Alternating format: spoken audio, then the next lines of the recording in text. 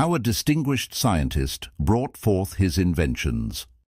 Nikola Tesla was a brilliant electrical scientist who brought forth the most amazing innovations. When an idea for a new invention came into his mind, he would build it up in his imagination, knowing that his subconscious mind would reconstruct and reveal to his conscious mind all the parts needed for its manufacture in concrete form. Through quietly contemplating every possible improvement, he spent no time in correcting defects and was able to give the technicians the perfect product of his mind. He said, "Invariably, my device works as I imagined it should. In 20 years, there has not been a single exception." How a famous naturalist solved his problem. Professor Agassiz, a distinguished American naturalist, discovered the indefatigable activities of his subconscious mind while he slept. The following has been reported by his widow in her biography of her famous husband. He had been for 2 weeks striving to decipher the somewhat obscure impression of a fossil fish on the stone slab in which it was preserved. Weary and perplexed, he put his work aside at last and tried to dismiss it from his mind. Shortly after, he woke one night persuaded that while asleep he had seen his fish with all the missing features perfectly restored. But when he tried to hold and make fast the image, it escaped him. Nevertheless, he went early to the Jardin des Plantes, thinking that on looking anew at the impression he should see something which would put him on the track of his vision. In vain. The blurred record was as black as ever. The next night he saw the fish again, but with no more satisfactory result. When he awoke, it disappeared from his memory as before. Hoping that the same experience might be repeated, on the third night he placed a pencil and paper beside his bed before going to sleep. Accordingly, toward morning the fish reappeared in the dream, confusedly at first, but at last with such distinctness that he had no longer any doubt as to its zoological characters. Still half dreaming, in perfect darkness, he traced these characters on the sheet of paper at the bedside. In the morning he was surprised to see in his nocturnal sketch features which he thought it impossible the fossil itself should reveal. He hastened to the Jardin des Plantes, and with his drawing as a guide, succeeded in chiseling away the surface of the stone under which portions of the fish proved to be hidden. When wholly exposed, it corresponded with his dream and his drawing, and he succeeded in classifying it with ease. An outstanding physician solved the problem of diabetes. Some years ago I received a clipping from a magazine describing the origin of the discovery of insulin. This is the essence of the article as I recall it. About 40 years ago or more, Dr. Frederick Banting, a brilliant Canadian physician and surgeon, was concentrating his attention on the ravages of diabetes. At that time, medical science offered no effective method of arresting the disease. Dr. Banting spent considerable time experimenting and studying the international literature on the subject. One night he was exhausted and fell asleep.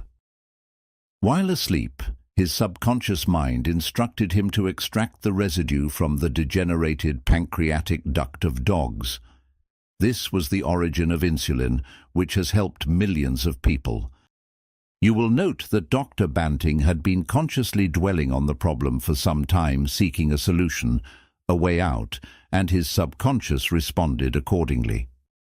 It does not follow that you will always get an answer overnight. The answer may not come for some time. Do not be discouraged. Keep on turning the problem over every night to the subconscious mind prior to sleep, as if you had never done it before. One of the reasons for the delay may be that you look upon it as a major problem. You may believe it will take a long time to solve it. Your subconscious mind is timeless and spaceless. Go to sleep believing you have the answer now. Do not postulate the answer in the future. Have an abiding faith in the outcome. Become convinced now as you read this book that there is an answer and a perfect solution for you.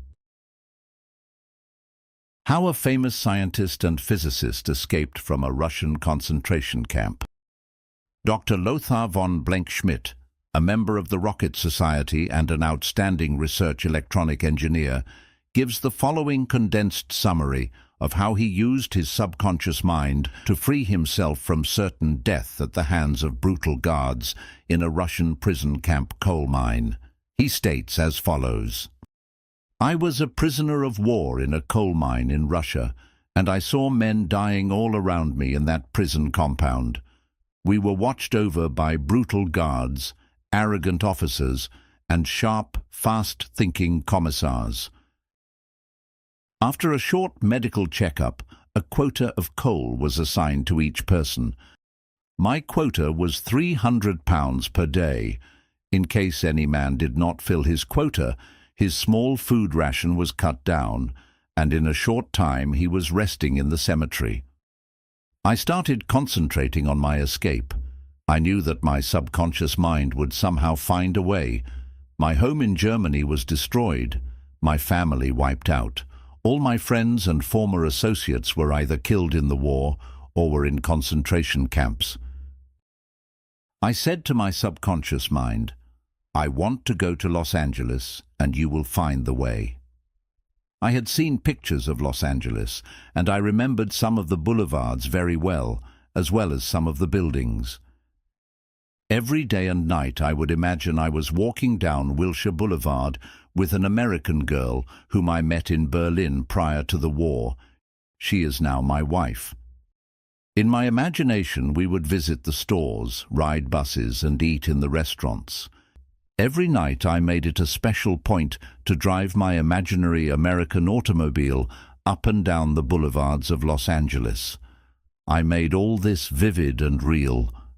These pictures in my mind were as real and as natural to me as one of the trees outside the prison camp. Every morning the chief guard would count the prisoners as they were lined up. He would call out 1, 2, 3, etc., and when 17 was called out, which was my number in sequence, I stepped aside. In the meantime, the guard was called away for a minute or so, and on his return he started by mistake on the next man as number 17. When the crew returned in the evening, the number of men was the same, and I was not missed, and the discovery would take a long time. I walked out of the camp undetected and kept walking for 24 hours, resting in a deserted town the next day. I was able to live by fishing and killing some wildlife. I found coal trains going to Poland and travelled on them by night, until finally I reached Poland. With the help of friends, I made my way to Lucerne, Switzerland. One evening at the Palace Hotel, Lucerne, I had a talk with a man and his wife from the United States of America. This man asked me if I would care to be a guest at his home in Santa Monica, California. I accepted, and when I arrived in Los Angeles, I found that their chauffeur drove me along Wilshire Boulevard and many other boulevards, which I had imagined so vividly in the long months in the Russian coal mines. I recognized the buildings which I had seen in my mind so often. It actually seemed as if I had been in Los Angeles before. I had reached my goal. I will never cease to marvel at the wonders of the subconscious mind. Truly, it has ways we know not of. How archaeologists and paleontologists reconstruct ancient scenes. These scientists know that their subconscious mind has a memory of everything that has ever transpired. As they study the ancient ruins and fossils through their imaginative perception, their subconscious mind aids them in reconstructing the ancient scenes. The dead past becomes alive and audible once more. Looking at these ancient temples and studying the pottery, statuary, tools, and household utensils of these ancient times, the scientist tells us of an age when there was no language. Communication was done by grunts, groans, and signs. The keen concentration and disciplined imagination of the scientist awakens the latent powers of his subconscious mind, enabling him to clothe the ancient temples with roofs and surround them with gardens, pools, and fountains. The fossil remains are clothed with eyes, sinews, and muscles, and they again walk and talk. The past becomes the living present, and we find that in mind there is no time or space. Through disciplined, controlled, and directed imagination, you can be a companion of the most scientific and inspired thinkers of all time. How to receive guidance from your subconscious. When you have what you term a difficult decision to make, or when you fail to see the solution to your problem, begin at once to think constructively about it. If you are fearful and worried, you are not really thinking. True thinking is free from fear. Here is a simple technique you can use to receive guidance on any subject. Quiet the mind and still the body. Tell the body to relax. It has to obey you. It has no volition, initiative, or self-conscious intelligence. Your body is an emotional disk which records your beliefs and impressions. Mobilize your attention. Focus your thought on the solution to your problem. Try to solve it with your conscious mind. Think how happy you would be about the perfect solution. Sense the feeling you would have if the perfect answer were yours now. Let your mind play with this mood in a relaxed way, then drop off to sleep. When you awaken and you do not have the answer, get busy about something else. Probably when you are preoccupied with something else, the answer will come into your mind like toast pops out of a toaster. In receiving guidance from the subconscious mind, the simple way is the best. This is an illustration. I once lost a valuable ring which was an heirloom. I looked everywhere for it and could not locate it. At night I talked to the subconscious in the same manner that I would talk to anyone. I said to it prior to dropping off to sleep, "You know all things, you know where that ring is, and you now reveal to me where it is." In the morning I awoke suddenly with the words ringing in my ear, "Ask Robert." I thought it very strange that I should ask Robert, a young boy about 9 years of age. However, I followed the inner voice of intuition.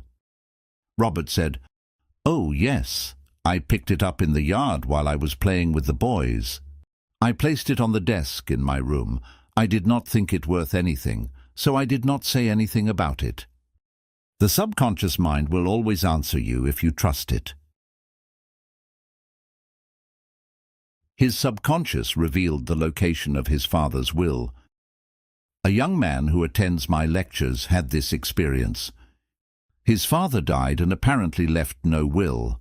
However, this man's sister told him that their father had confided to her that a will had been executed which was fair to all. Every attempt to locate the will failed. Prior to sleep, he talked to his deeper mind as follows. I now turn this request over to the subconscious mind. It knows just where that will is, and reveals it to me. Then he condensed his request down to one word, answer, repeating it over and over again as a lullaby. He lulled himself to sleep with the word, answer. The next morning, this young man had an overpowering hunch to go to a certain bank in Los Angeles, where he found a safe deposit vault registered in the name of his father, the contents of which solved all his problems. Your thought, as you go to sleep, arouses the powerful latency which is within you. For example, let us suppose you are wondering whether to sell your home, buy a certain stock, sever partnership, move to New York or stay in Los Angeles, dissolve the present contract or take a new one. Do this. Sit quietly in your armchair or at the desk in your office. Remember that there is a universal law of action and reaction. The action is your thought. The reaction is the response from your subconscious mind. The subconscious mind is reactive and reflexive. This is its nature. It is the law of correspondence. It responds by corresponding. As you contemplate right action, you will automatically experience a reaction or response in yourself, which represents the guidance or answer of your subconscious mind. In seeking guidance, you simply think quietly about right action, which means that you are using the infinite intelligence resident in the subconscious mind to the point where it begins to use you. From there on, your course of action is directed and controlled by the subjective wisdom within you, which is all-wise and omnipotent. Your decision will be right. There will only be right action because you are under a subjective compulsion to do the right thing. I use the word compulsion because the law of the subconscious is compulsion. The secret of guidance. The secret of guidance or right action is to mentally devote yourself to the right answer until you find its response in you. The response is a feeling, an inner awareness, an overpowering hunch whereby you know that you know. You have used the power to the point where it begins to use you. You cannot possibly fail or make one false step while operating under the subjective wisdom within you. You will find that all your ways are pleasantness and all your paths are peace. Highlights to recall. 1. Remember that the subconscious mind has determined the success and wonderful achievements of all great scientific workers. 2. By giving your conscious attention and devotion to the solution of a perplexing problem, your subconscious mind gathers all the necessary information and presents it full-blown to the conscious mind. 3. If you are wondering about the answer to a problem, try to solve it objectively. Get all the information you can from research and also from others. If no answer comes, turn it over to your subconscious mind prior to sleep. And the answer always comes. It never fails. 4. You do not always get the answer overnight. Keep on turning your request over to your subconscious until the day breaks and the shadows flee away. 5. You delay the answer by thinking it will take a long time or that it is a major problem. Your subconscious has no problem. It knows only the answer. 6. Believe that you have the answer now. Feel the joy of the answer and the way you would feel if you had the perfect answer. Your subconscious will respond to your feeling. 7. Any mental picture backed by faith and perseverance will come to pass through the miracle-working power of your subconscious. Trust it, believe in its power, and wonders will happen as you pray. 8. Your subconscious is the storehouse of memory, and within your subconscious are recorded all your experiences since childhood. 9. Scientists meditating on ancient scrolls, temples, fossils, etc. are able to reconstruct scenes of the past and make them alive today. Their subconscious mind comes to their aid. 10. Turn over your request for a solution to your subconscious prior to sleep. Trust it and believe in it, and the answer will come. It knows all and sees all, but you must not doubt or question its powers. 11. The action is your thought, and the reaction is the response of your subconscious mind. If your thoughts are wise, your actions and decisions will be wise. 12. Guidance comes as a feeling, an inner awareness, an overpowering hunch whereby you know that you know. It is an inner sense of touch. Follow it. The subconscious and the wonders of sleep. You spend about 8 out of every 24 hours, or 1/3 of your entire life, in sleep. This is an inexorable law of life. This also applies to the animal and vegetable kingdoms. Sleep is a divine law, and many answers to our problems come to us when we are sound asleep upon the bed. Many people have advocated the theory that you get tired during the day, that you go to sleep to rest the body, and that a reparative process takes place while you sleep. Nothing rests in sleep. Your heart, lungs, and all your vital organs function while you are asleep. If you eat prior to sleep, the food is digested and assimilated. Also, your skin secretes perspiration, and your nails and hair continue to grow. Your subconscious mind never rests or sleeps. It is always active, controlling all your vital forces. The healing process takes place more rapidly while you are asleep, as there is no interference from your conscious mind. Remarkable answers are given to you while you are asleep. Why we sleep. Dr. John Bigelow, a famous research authority on sleep, demonstrated that at night, while asleep, you receive impressions showing that the nerves of the eyes, ears, nose, and taste buds are active during sleep, and also that the nerves of your brain are quite active.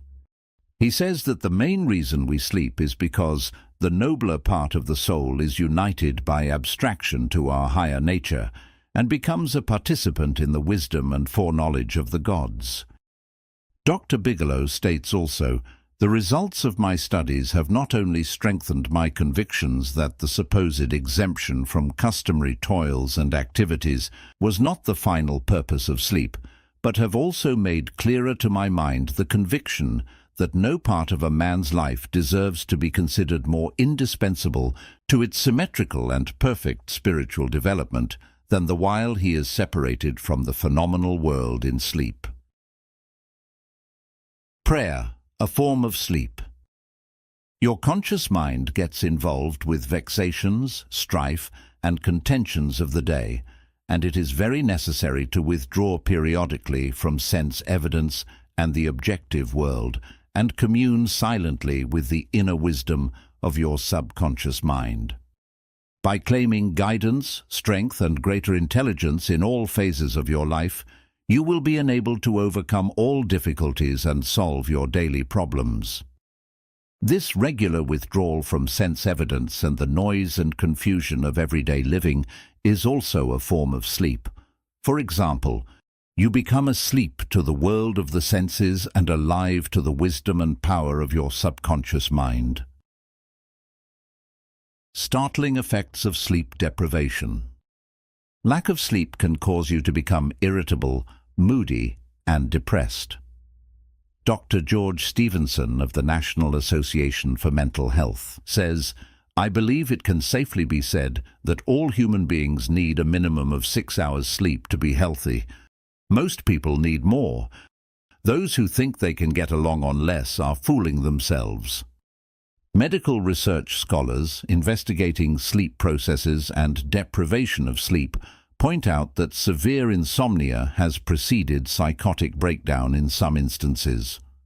Remember, you are spiritually recharged during sleep, and adequate sleep is essential to produce joy and vitality in life.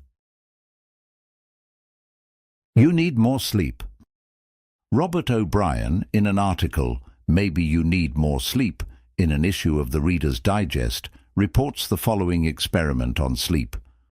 For the last 3 years, experiments have been in progress at Walter Reed Army Institute of Research in Washington, D.C. Subjects, more than 100 military and civilian volunteers, have been kept awake for as long as 4 days. Thousands of tests have measured the effects on their behavior and personality. Results of these tests have given scientists astonishingly new insights into the mysteries of sleep. They now know that the tired brain apparently craves sleep so hungrily that it will sacrifice anything to get it. After only a few hours of sleep loss, fleeting stolen naps called lapses, or microsleep, occurred at the rate of 3 or 4 an hour. As in real sleep, eyelids drooped, heartbeat slowed. Each lapse lasted just a fraction of a second. Sometimes the lapses were periods of blankness, sometimes they were filled with images, wisps of dreams. As hours of sleep loss mounted, the lapses took place more often and lasted longer, perhaps 2 or 3 seconds. Even if the subjects had been piloting an airliner in a thunderstorm, they still couldn't have resisted microsleeps for those few priceless seconds. And it can happen to you, as many who have fallen asleep at the wheel of a car can testify. Another startling effect of sleep deprivation was its attack on human memory and perception. Many sleep-deprived subjects were unable to retain information long enough to relate it to the task they were supposed to perform. They were totally befuddled in situations requiring them to hold several factors in mind and act on them, as a pilot must, when he skillfully integrates wind direction, air speed, altitude, and glide path to make a safe landing. Sleep brings counsel. A young lady in Los Angeles who listens to my morning radio talks told me that she had been offered a lucrative position in New York City at twice her present salary. She was wondering whether to accept or not and prayed prior to sleep as follows: "The creative intelligence of my subconscious mind knows what is best for me. Its tendency is always lifeward, and it reveals to me the right decision which blesses me and all concerned. I give thanks for the answer which I know will come to me." She repeated this simple prayer over and over again as a lullaby prior to sleep, and in the morning she had a persistent feeling that she should not accept the offer. She rejected the offer, and subsequent events verified her inward sense of knowing, because the company went bankrupt in a few months following their offer of employment to her. The conscious mind may be correct on the facts objectively known, but the intuitive faculty of her subconscious mind saw the failure of the concern in question and prompted her accordingly. Saved from certain disaster. I will illustrate how the wisdom of your subconscious mind can instruct you and protect you relative to your request for right action as you go to sleep. Many years ago, before the Second World War, I was offered a very lucrative assignment in the Orient, and I prayed for guidance and the right decision as follows: "Infinite intelligence within me knows all things, and the right decision is revealed to me in divine order. I will recognize the answer when it comes." I repeated this simple prayer over and over again as a lullaby prior to sleep, and in a dream came the vivid realization of things to come 3 years hence. An old friend appeared in the dream and said, "Read these headlines, do not go." The headlines of the newspaper which appeared in the dream related to war and the attack on Pearl Harbor. Occasionally, the writer dreams literally. The aforementioned dream was undoubtedly a dramatization of the subconscious mind, which projected a person whom I trusted and respected. To some, a warning may come in the form of a mother who appears in a dream. She tells the person not to go here or there, and the reason for the warning. Your subconscious mind is all-wise. It knows all things. Oftentimes it will speak to you only in a voice that your conscious mind will immediately accept as true. Sometimes your subconscious will warn you in a voice which sounds like that of your mother or some loved one, which may cause you to stop on the street, and you find, if you had gone another foot, a falling object from a window might have struck you on the head. My subconscious mind is one with the universal subconscious, and it knew the Japanese were planning a war, and it also knew when the war would start. Dr. Rhine, director of the Department of Psychology at Duke University, has gathered together a vast amount of evidence showing that a great number of people all over the world see events before they happen, and in many instances are therefore able to avoid the tragic event which was foreseen vividly in a dream. The dream which I had showed clearly the headlines in the New York Times about 3 years prior to the tragedy of Pearl Harbor. In consequence of this dream, I immediately cancelled the trip, as I felt a subconscious compulsion to do so. 3 years later, the Second World War proved the truth of the inner voice of intuition. Your future is in your subconscious mind. Remember that the future, the result of your habitual thinking, is already in your mind, except when you change it through prayer. The future of a country, likewise, is in the collective subconscious of the people of that nation. There is nothing strange in the dream I had, wherein I saw the headlines of the New York newspapers long before the war began. The war had already taken place in mind, and all the plans of attack were already engraved on that great recording instrument, the subconscious mind or collective unconscious of the universal mind. Tomorrow's events are in your subconscious mind, so are next week's and next month's, and they may be seen by a highly psychic or clairvoyant person. No disaster or tragedy can happen to you if you decide to pray. Nothing is predetermined or foreordained. Your mental attitude, for example, the way you think, feel, and believe, determines your destiny. You can, through scientific prayer, which is explained in a previous chapter, mold, fashion, and create your own future. Whatsoever a man soweth, that shall he also reap. A catnap nets him $15,000. One of my students mailed me a newspaper clipping 3 or 4 years ago about a man called Ray Hammerstrom, a roller at the steelworks in Pittsburgh operated by Jones and Laughlin Steel Corporation. He received $15,000 for his dream. According to the article, the engineers could not fix a faulty switch in a newly installed bar mill which controlled the delivery of straight bars to the cooling beds. The engineers worked on the switch about 11 or 12 times to no avail. Hammerstrom thought a lot about the problem and tried to figure out a new design which might work. Nothing worked. One afternoon he lay down for a nap, and prior to sleep he began to think about the answer to the switch problem. He had a dream in which a perfect design for the switch was portrayed. When he awoke, he sketched his new design according to the outline of his dream.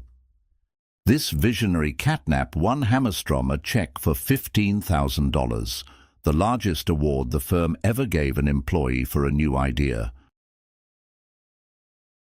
How a famous professor solved his problem in sleep.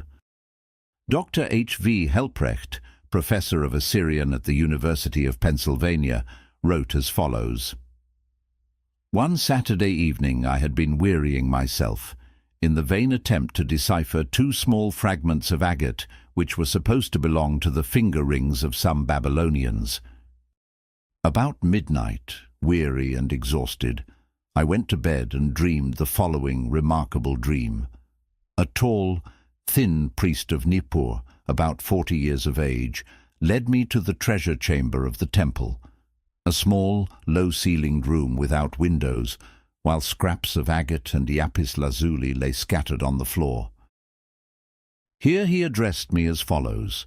The 2 fragments which you have published separately on pages 22 and 26 belong together, are not finger rings. The first 2 rings served as earrings for the statue of the god. The 2 fragments you have are the portions of them. If you will put them together, you will have confirmation of my words. I awoke at once. I examined the fragments, and to my astonishment found the dream verified. The problem was then at last solved. This demonstrates clearly the creative manifestation of his subconscious mind, which knew the answer to all his problems. How the subconscious worked for a famous writer while he slept. Robert Louis Stevenson, in one of his books, Across the Plains, devotes a whole chapter to dreams. He was a vivid dreamer and had the persistent habit of giving specific instructions to his subconscious every night prior to sleep. He would request his subconscious to evolve stories for him while he slept. For example, if Stevenson's funds were at a low ebb, his command to his subconscious would be something like this. Give me a good thrilling novel which will be marketable and profitable. His subconscious responded magnificently. Stevenson says, these little brownies, the intelligences and powers of his subconscious, can tell me a story piece by piece like a serial, and keep me, its supposed creator, all the while in total ignorance of where they aim. And he added, that part of my work which is done when I am up and about, while he is consciously aware and awake, is by no means necessarily mine, since all goes to show that the brownies have a hand in it even then.